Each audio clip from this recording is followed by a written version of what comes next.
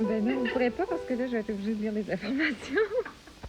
La Fédération des femmes du Québec a été fondée en fait semaine dernière à Montréal au cours d'un congrès de 2 jours auquel ont participé environ 350 femmes venues de toutes les régions de la province. Madame Thérèse Casgrain a été élue présidente d'honneur du mouvement et 16 autres membres élus formeront le conseil d'administration.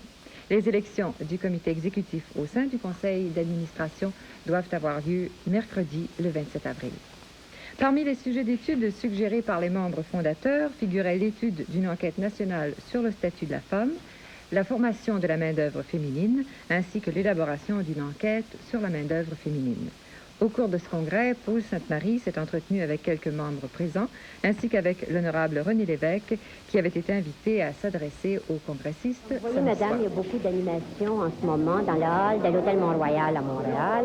Se déroule en ce moment le congrès de la Fédération des femmes du Québec. Environ 350, au moins 350 femmes ont participé aux délibérations de la journée. Certaines venaient à titre individuel, d'autres étaient mandatées par leurs associations. De toute façon, elles étaient vos représentantes aujourd'hui pour cette première réunion de la Fédération. Et j'ai ici des femmes de différents coins de la province qui vont nous dire, elles, leurs impressions. Madame Chartrand, quelles sont vos impressions de la journée? Pour moi, elles sont tout à fait positives. D'abord, je trouve que toutes les femmes qui ont pu se rendre ont fait un travail d'équipe et celles qui n'y étaient pas, on a l'impression d'avoir travaillé pour elles. Parce qu'en fait, ça posait les problèmes de la femme comme individu et non pas d'une petite caste de femmes. Et ensuite, je pense que plusieurs hommes ou les messieurs étaient un peu sceptiques et même certaines femmes. Oui, mais ceux qui ne sont pas là, qui nous attendent à la maison, trouvent ça un peu curieux des associations féminines fédérées. Mais je crois que la réunion d'aujourd'hui a montré qu'il y avait beaucoup de maturité d'esprit, qu'on pouvait apprendre à travailler en démocratie. C'est assez difficile, il faut tenir compte de la procédure des structures.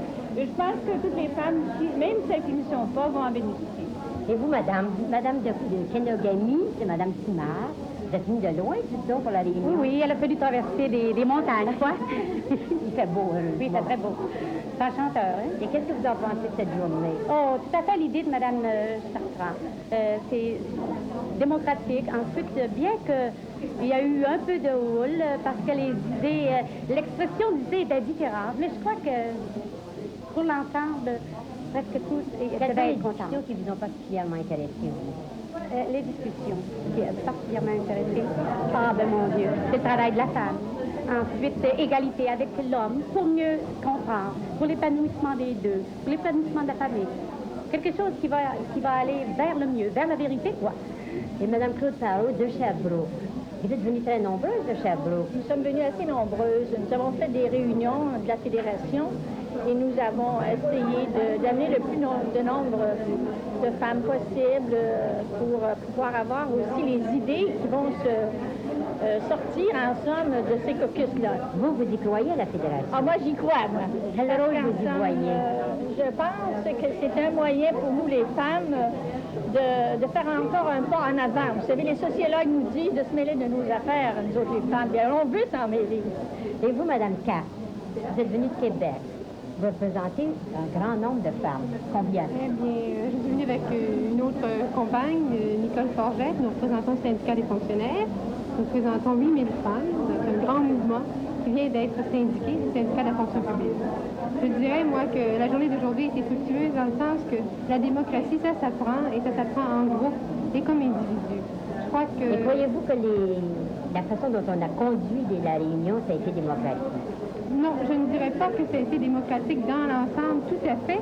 Comme je vous ai dit tout à l'heure, ça s'apprend la démocratie et on est encore à des premiers pas dans ce domaine parce que tous les gens n'ont pas, disons, sont pas habilités au même sens et au même stade actuellement. Mais quand même, je trouve que c'est une très bonne chose, la Fédération des femmes du Québec, et que par la suite, nous verrons en étudiant en profondeur les thèmes soulevés si vraiment nous pouvons adhérer d'une façon positive et réaliste. Et quels sont les thèmes qui vous particulièrement intéressent votre groupement? Moi, chez nous, évidemment, c'est le travail de la femme, qu'elle soit mariée, qu'elle soit célibataire, c'est le travail dans la fonction publique.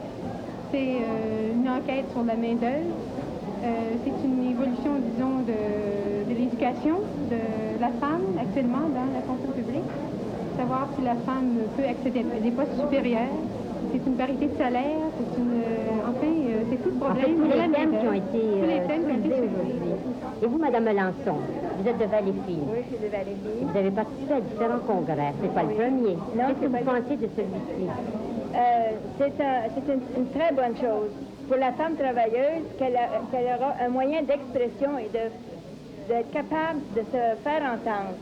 Et la femme travailleuse ne pouvait pas se faire entendre autrement que par le syndicalisme. Et maintenant, elle va pouvoir le faire, mais il y a une chose que je me demande, je ne voudrais pas que ce mouvement-là deviendrait une chose politique, mais resterait un mouvement typiquement d'action sociale. Monsieur le ministre, il y a une dame qui vient de nous dire là qu'elle ne veut pas que la Fédération des femmes du Québec devienne une affaire politique. Qu'est-ce que vous en pensez, vous? Moi, je suis parfaitement d'accord. D'autant plus d'accord que ça serait baroque pour les femmes, si elles veulent se réunir spécifiquement là, comme femmes et jouer le rôle de pression qu'elles peuvent, très utilement jouer au point de vue, par exemple, familial, au point de vue des conditions de la femme dans la société, au travail, par exemple.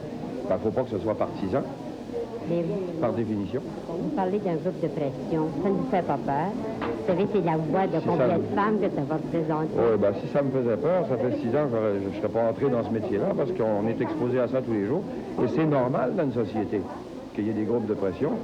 Et je crois que si on regarde ce qui se passe dans nombre de sociétés, là, au point de vue changement social, et en grande partie à cause du changement du statut des femmes elles-mêmes dans la société, c'est normal que les femmes s'intéressent à leur sort collectif et essaient de faire passer des mesures qui leur sont favorables et à toute fin pratique qui sont favorables à toute la société en même temps. Pas tout. Vous en êtes au moins à moitié de la société. Vous attendez à recevoir des documents sur votre pupitre qui seront des résultats de sondages, d'enquêtes, des Ah ben mémoires. oui, d'accord. Et puis non seulement ça, mais écoutez, il faut s'y attendre. Le problème, c'est pas les pressions, c'est quoi décider. Ça, on l'a tous les jours, et on n'est pas toujours sûr qu'on en sort convenablement, mais s'il n'y avait pas de pression, on se rendormirait collectivement, puis alors à ce moment-là, on n'avancerait pas. Alors, une dernière question. Est-ce que vous allez consulter la Fédération si elle existe? C'est drôle, j'ai l'impression qu'on n'aura même pas besoin de la consulter, elle va nous donner son avis quand même. Merci, Monsieur le ministre.